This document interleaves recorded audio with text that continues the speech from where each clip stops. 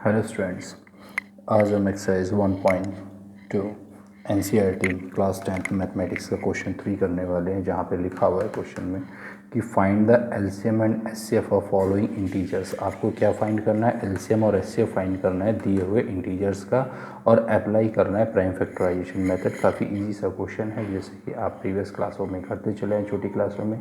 हमने इसमें क्वेश्चन 2 भी किया था। क्वेश्चन 2 में और क्वेश्चन 3 में डिफरेंस ये था, वहाँ पे 2 नंबर का एलसीएम एचसीएफ फाइंड करना था और वहाँ पे एक रूल को वेरीफाई भी करना था।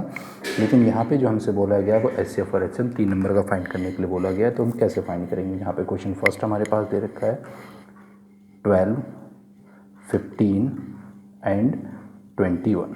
तो सबसे पहले हमें प्राइम फैक्टराइजेशन मेथड से बोला है, तो हम लोग इसको निकालने होंगे प्राइम फैक्टर्स।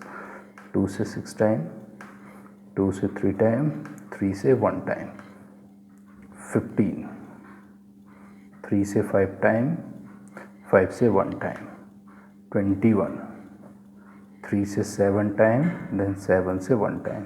तो हमने यहाँ देखा कि 12 के जो हमारे पास फैक्टर आए, 12 के हमारे पास फैक्टर आए 2 इंटू 3, यानी 2 की पावर 2 और 3 की पावर 2। मैंने एक्सपोनेंट फॉर्म में कर दिया इसको।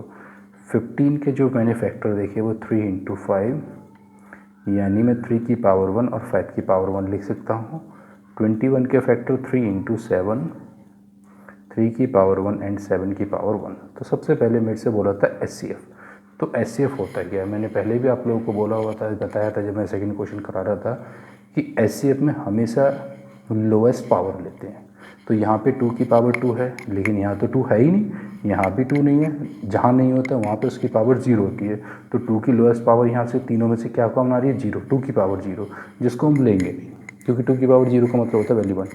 3 की पावर 1 यहाँ भी है, 3 की पावर 1 यहाँ भी, 3 की पावर 1 यहाँ भी, यानी लोएस्ट पावर 3 की क्या रही है? 1, वो आ जाएगा।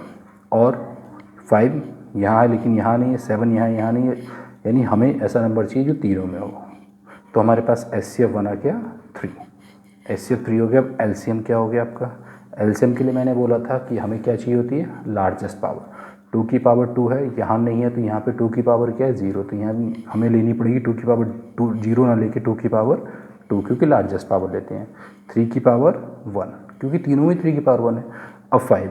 अब एलसीएम के लिए ऐसा जरूर नहीं होता कि तीनों में ही कॉमन हो, वो ऐसा कोई कंपलसरी होता नहीं है।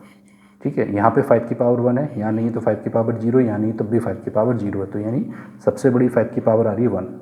और ऐसे यहाँ पे 7 की पावर 1। इन सब की जो प्रोडक्ट होगी वही हमारा एलसीएम। 2 से करेंगे 4, 3 5 जो 15 इंटू 7, 4 6 जो 60 इंटू 7। अगर मैं मल्टीप्लाई कराता हूँ तो मेरे पास आ जाता है 420। तो ये मेरे पास आ गया एलसीएम और एचसीएफ। मैं दोनों ही इसमें फाइंड कर चुका हूँ। मेरे से कोई वेरिफिकेशन इसमें नहीं कराया। अगर मेरे से कराते तो मैं कर भी नहीं सकता था, क्योंकि जो LCM into HCF equal to product of 2 number होता है वो केवल 2 नंबर के लिए होता है, 3 नंबर के लिए नहीं होता। अब हमारा सेकंड क्वेश्चन है 17, 23 एंड 29। अब हम उसको लगाते हैं। 17, 23 एंड 29। तो 17 ये सब प्राइम नंबर्स ही अपने आप में, 23 और 29 भी अपने आप से डिवाइड होगा। तो 17 के फैक्टर 17 ही हो गया, 23 का फैक्टर 23 हो गया, 29 का फैक्टर 29 हो गया। ऐसी कंडीशन में जो एचसीएफ होगा वो 1 होगा, और ऐसी कंडीशन में जो एलसीएम होगा वो तीनों की प्रोडक्ट होगा। और अगर मैं इस तरीके से इन तीनों की अगर प्रोडक्ट मैं कराता हूँ तो मुझे इन तीनों की जो प्रोडक्ट मिलेगी 1 1 3 3 9। ये आपका एलसीएम होगा। तो यहाँ पे हमने एलसीएम भी फाइंड कर लो, यहाँ पे हमने एचजीएफ भी फाइंड कर लिया। अब हमारे पास क्वेश्चन 3 8 8 9 25, उसको भी हम यहीं कर लेते हैं। क्वेश्चन थर्ड 8 9 एंड 25, इसको कैसे? पहले आप फैक्टर कीजिए 8 के। 2 से 4 टाइम, 2 से 2 टाइम और 2 से 1 टाइम। 9 के फैक्टर 3 से 3 टाइम और 3 से 1 टाइम। और 25 के फैक्टर कीजिए आप 5 से 5 टाइम और 5 से 1 टाइम। तो यानी 8 के जो फैक्टर मिले वो 2 इंटू 2 इंटू 2 यानी मैं इसको लिख सकता हूँ 2 की पावर 3, क्योंकि प्राइम नंबर्स होते हैं, 1 प्राइम नंबर होता नहीं है। 9, 3 इंटू 3 की पावर 2, और 25 के फैक्टर मुझे मिले कितना, 5 इंटू 5। तो मैं यहाँ देखूँ, यहाँ 2 की पावर 3 है, कहीं और नहीं है, 3 की पावर 2 किसी और में नहीं, 5 की पावर 2 किसी और में नहीं, कुछ तो कॉमन है ही नहीं। तो ऐसी कंडीशन में जो मेरे पास एचसीएफ बनेगा वो 1 बनेगा, और जो एलसीएम होगा वो इन सभी की प्रोडक्ट हो जाएगी। 2 की पावर 3, 3 की पावर 2 और 5 की पावर 2, ये 8 हो गया, ये 9 हो गया, और ये हो गया 25। अगर हम इसकी मल्टीप्लाई करते हैं तो ये 72 हो जाएगा, ये 25 हो जाएगा, और ये मल्टीप्लाई आएगी 1800। तो अभी हमने क्वेश्चंस किया, क्वेश्चन थर्ड के फर्स्ट सेकंड थर्ड तीनों क्वेश्चंस किए। अब हम देखेंगे क्वेश्चन 4। तो क्वेश्चन 4 है हमारा क्या, कि given that HCF 306 and 615 equal 9, यानी ये दो नंबर है 306 और 657, इन दोनों का जो एचसीएफ है वो दे रखा है 9, और आपसे कहा है कि इन दोनों नंबर का आपको क्या फाइंड करना है, एलसीएम। तो मैंने एक रिलेशन को पढ़ा था जहाँ पे दो नंबर का जो एचसीएफ और एलसीएम होती है वो की प्रोडक्ट इक्वल होती है उन दोनों नंबर्स की। ये था आपके पास दो नंबर के रिलेशन के लिए, दो नंबर के एचसीएफ और एलसीएम की जो प्रोडक्ट होगी वो हमेशा इक्वल आएगी उन दोनों नंबर्स की अपने आप की प्रोडक्ट के लिए।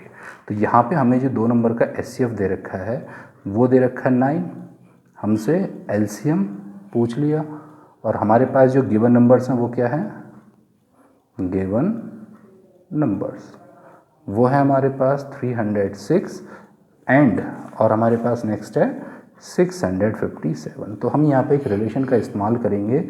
वो रिलेशन क्या होता है, LCM into HCF is equal to product of, इसका हमने वेरिफिकेशन भी कराया था क्वेश्चन 2 में, प्रोडक्ट ऑफ टू नंबर्स।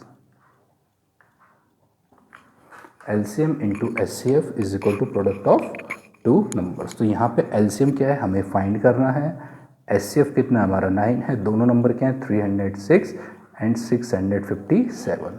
तो हमें एलसीएम निकालना, हमने सीधी वैल्यू लगाई, एलसीएम निकालना है 306 मल्टीप्लाई 657 और 9 से क्या कर देना, डिवाइड। अब 9 से आप इसको डिवाइड करेंगे, 9 7 जो 63 हो जाता है, और हमारे पास बचेगा 2, और 9 3 जा 27। तो 73 टाइम्स हमारे ये क्या हो गया, डिवाइड हो गया। तो हमारा जो एलसीएम आएगा 306 इंटू 73, इन दोनों की आप प्रोडक्ट कर लीजिए।